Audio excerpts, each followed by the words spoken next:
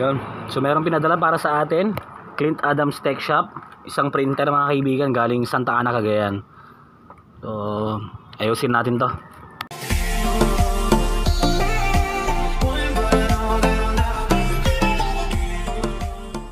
Actually isang shop yung nagpadala nito, hindi daw nila kinaya, pinapasubok sa atin, baka kaya nating isalba. So let's do this, no? To Epson L3210. Okay. So far turning on naman siya. Okay. So nag-respond na mga kaibigan, no? Lagyan natin ng papel, testingin natin mag-print.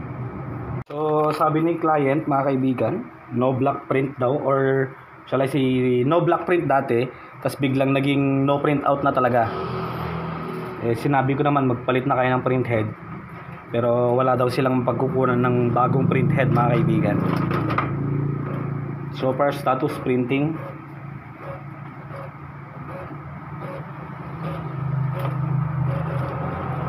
Okay, so no print out pa rin siya mga kaibigan. Buksan natin tong printer. Unplug muna natin syempre. Turn off. Unplug. Buksan natin.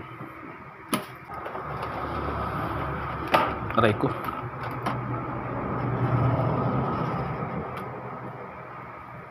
Tagalin lang muna natin yung print head niya mga kaibigan. Fast forward natin to.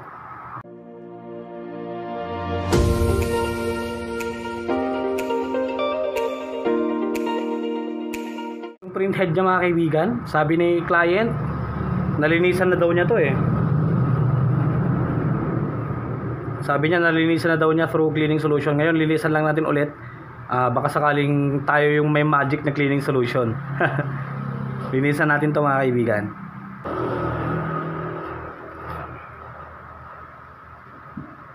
So linisan natin to. Color black.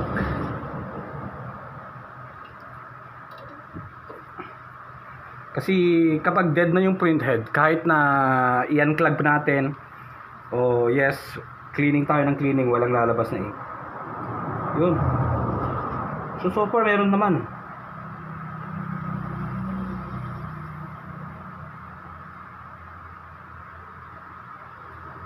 Pero ang problema mga kaibigan, itong ano niya, itong black, malakas yung buga, pero hindi siya pa spray type. That means may leak na siya. Yun. Meron na siyang leakage mga kaibigan. Wala tayong magagawa dito. Talagang yan, parang hindi na siya pa spray type.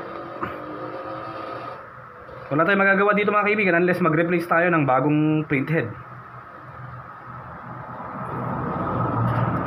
Dead talaga to. Okay. Kaya tayo gumawa ng gamit tayo ng bagong print head. Ito na yung ilalagay natin na print head, bago mga kaibigan. Pinalitan na natin ito yung kay boss. Wala eh. Tulo. Right. So ibalik na natin ito mga kaibigan.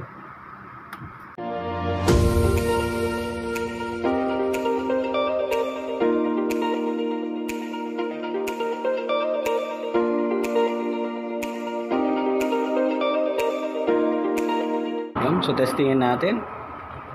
Bagong print head no sir. Wala, kwanto song lang sir, dead na yung print head mo. Kaya replacement yung kailangan dyan.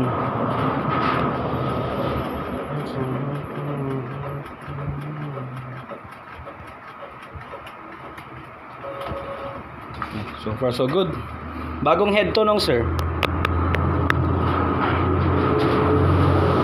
So okay na siya mga kaibigan, no? Print head replacement yung ginawa natin. Yan. So okay na, meron na siyang print out.